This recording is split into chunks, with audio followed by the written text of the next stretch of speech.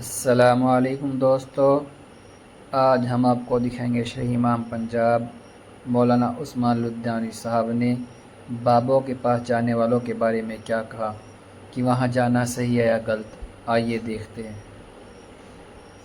آج بہت ساری خواتین ہیں دعائیں کراتی پھرتی ہیں مولویوں سے، کوئی تعویذ لیتا پھرتا ہے۔ آپ کے پاس اگر کوئی دعا کرانے آ جاتی ہے خاتون، بھئی دعا کر دو، اب مولوی بھی دعا کر دیتے ہیں، لیکن جب دعا کرتے ہیں بڑے بڑے مولوی آتے ہیں، پیر آتے ہیں، جب وہ دعا کرتے ہیں کہ یا اللہ فلاں کی بیٹی کو اچھا گھر عطا فرما، فلاں کی بیٹی کو اولاد عطا فرما، یا فلاں کی بیوی کی صحت اچھی فرما دے، اب ادھر دعا کرتے ہیں، بیچ میں فرشتے آگے پرچی لگا دیتے کہ یا اللہ یہ جس کے لیے دعا ہو رہی ہے یہ ٹھگ ہے، بے ایمان ہے،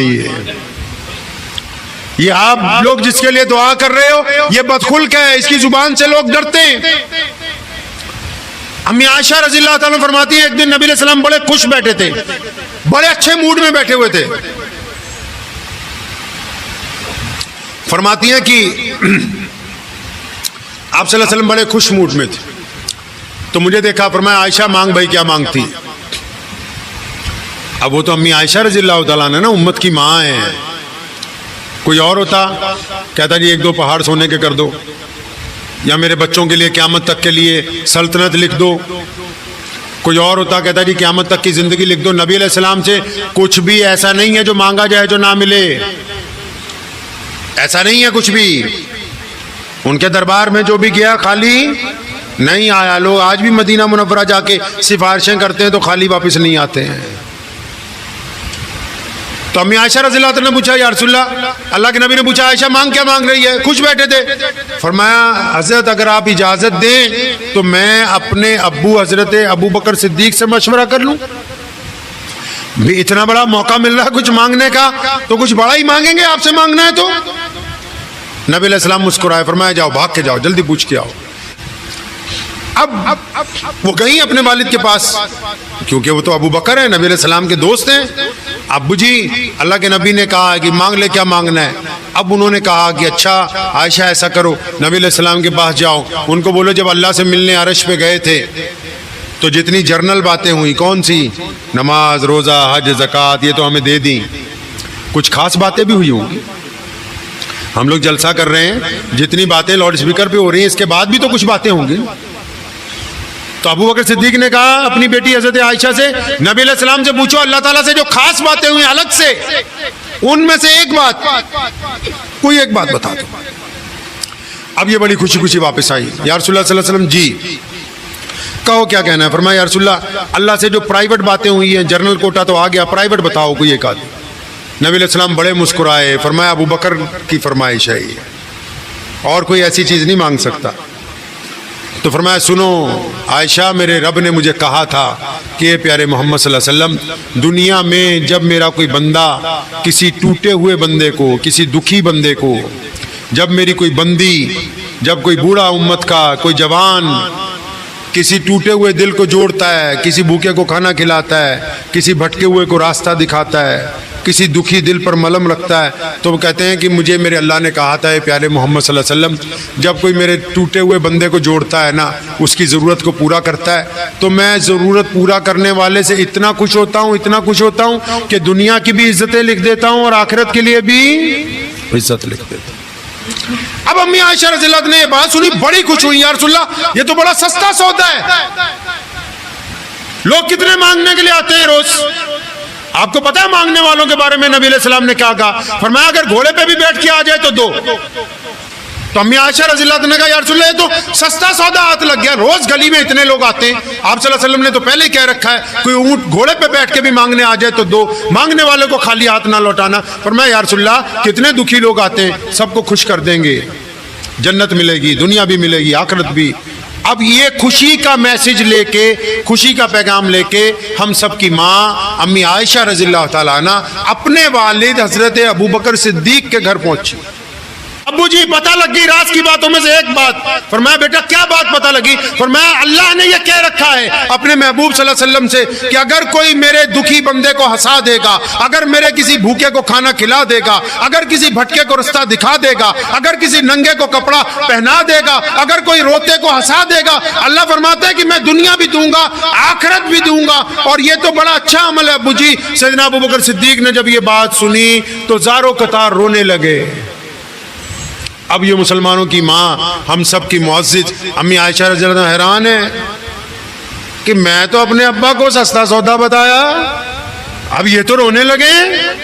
ان کو کیا ہو گیا؟ ابو جی آپ کو کیا بات ہو گئی؟ یہ تو خوشی کی بات ہے. فرمایا عائشہ ہے تو بیٹا خوشی کی بات، لیکن کیونکہ وہ تو ابو بکر ہیں، محمد رسول اللہ کے دوست ہیں. فرمایا عائشہ ہے تو یہ خوشی کی بات، لیکن ابو بکر تو تصویر کا دوسرا رخ دیکھتا ہے کہ اگر اللہ دلوں کو جوڑنے پر اتنا خوش ہیں تو ابو بکر تو یہ سوچتا ہے کہ اگر مجھ سے کسی کا دل ٹوٹ گیا تو میرے اللہ کتنا ناراض ہو جائے گا مجھ سے. میں نے اگر کسی کو گالی دی، میں نے کسی کو تانا مارا، میں نے کسی کی مجمع میں بے عزتی کی، میں نے کسی کا مذاق اڑایا اور اس کو شرمندگی اٹھانی پڑی، تو میرا رب جو دلوں کو جوڑنے پر اتنی فیسلٹیاں دے رہا ہے تو دلوں پہ توڑنے والے کو کس طرح توڑ کے رکھ دے گا؟ وہ کیا کر دے گا وہ میرا رب؟ نبی علیہ الصلوۃ والسلام فرماتے ہیں نا، آپ دیکھتے ہو کئی گھر ہنستے کھیلتے کھنڈر بن جاتے ہیں، اجڑ جاتے ہیں. یوٹیوب پہ جایا کریں سٹوریاں، ہمارے سوسائٹیاں بنی ہوئی، لوگوں کو گھروں سے نکال کے لاتے ہیں. کوئی 20 سال سے بند ہو گیا گھر میں، کوئی 30 سال سے بند ہو گیا، کوئی بڑا افسر تھا، کوئی کچھ تھا، کوئی دولت مند تھا. بھئی کیا ہو گیا ان کو؟ محمد صلی اللہ علیہ وسلم فرماتے ہیں کہ جب میرا کوئی بندہ دنیا میں کمزور ہوتا ہے اور جب کوئی طاقتور بندہ اس پہ ظلم کرتا ہے، اب طاقتور ضروری نہیں کوئی حکومت میں ہو، طاقتور تو ایک مرد بھی ایک عورت پہ ہے، طاقتور تو ایک عورت بھی ایک مرد کے اوپر حاوی ہے. صحیح ہے نہیں؟ طاقتور تو ایک عورت بھی ایک مرد کے اوپر حاوی ہے، طاقتور تو ایک باپ بھی بچوں پہ حاوی ہے، طاقتور تو ایک صدر بھی مقتدیوں پہ حاوی ہو سکتا ہے. نبی علیہ السلام فرماتے ہیں ایک طاقتور آدمی جب اپنے سے کمزور کو ڈراتا ہے اور وہ سامنے والا اتنا ڈر جاتا ہے، اتنا ڈر جاتا ہے کہ وہ بولتا بھی نہیں ہے. سنو کہاں سے نقصان ہوتا ہے بندوں کا. ساری بہنیں بیٹیاں لکھ کے لے جاؤ، ماؤں کو تو نصیحت نہیں کی جا سکتی، بہنیں بیٹیاں لکھ کے لے جاؤ کہ تباہی کہاں سے شروع ہوتی ہے انسان کی.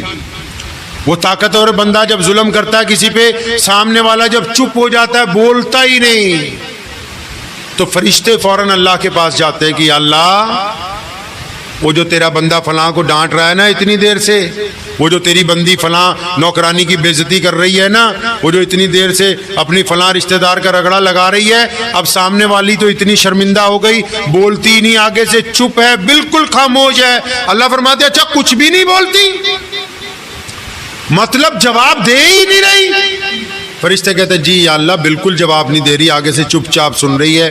تو اللہ فرماتے ہیں اچھا تو پھر اٹھاؤ ہمارا قلم، جو میرا بندہ اتنا ڈر گیا کہ وہ آگے سے جواب ہی نہیں دے رہا، تو اب اس کی طرف سے ہم اس کا جواب دیں گے. اور پھر جب اللہ جواب دینے پہ آ جائے، بندے کی مت مار دیتا ہے، دنیا کی کوئی طاقت انسان کو بچا نہیں سکتی.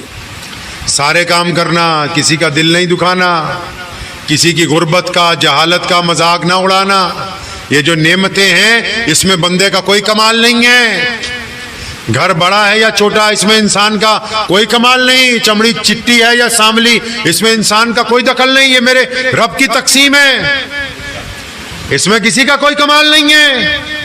آپ اور میں اگر آج اس جگہ نہ ہو کے دین کی بات نہیں کرتے تو ہماری جگہ اور لوگ ہوتے، لیکن دین کی بات ہوتی. یہ تو ہم نے گمان پال لیا کہ ہم اگر نہیں ہوتے، ارے نہیں بھائی تم نہیں ہوتے تو تمہاری جگہ اور لوگ ہوتے. اگر آپ لوگوں کا مذاق اڑانا چاہتے ہیں تو اس عذاب کے لیے تیار رہیے جو دنیا میں بھی آنے والا ہے اور آخرت میں بھی گرفت کرنے والا ہے.